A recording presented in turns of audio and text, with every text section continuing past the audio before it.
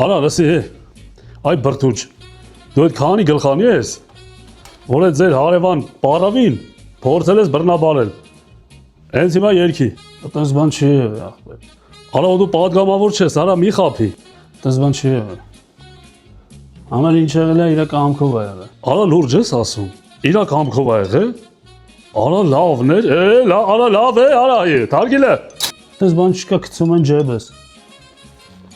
արա դու ուզում ես ասես, տատին շաբան էր, հա, են շուշա կանֆետ էր, հա, չուկա չուքս էր, հա, գցել են ջեբը։ Դա մի րոպե մի պատմիմ։ Պապին է զանգում, արեք, տատի պապ։ Ալո։ Պապի ջան, հա։ Հենց հիմա մենք այդ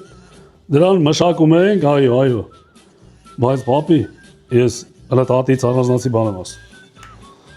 Նորեսի խոստովանեց, որ տատի կամքով է եղել։ Դու աշկդ պայի տատին վրա չֆռա, աշկի տակով տատին հանի դուրս մի քիչ թող ֆռա, մանգա, մինչև մենք սրա հարցերը լուծենք։ Լավ։ Արա ես ինչ կրակտես մեզի գցե, արա։ Ժողովուրդ, մինչև էսի ցուցմունքը գրի, դուք ավելի լավ մտնեք անձնականով Արա Մանուկյանին գրեք Բերլինի տոմսերը որտեղ ես կարանք ձեռ բերենք ապրիլի 25-ի, Նյուրնբերգինը եւ Անտվերպենինը։ Հենց հիմա գրեք, գրի արա։ Չեմ գրելու։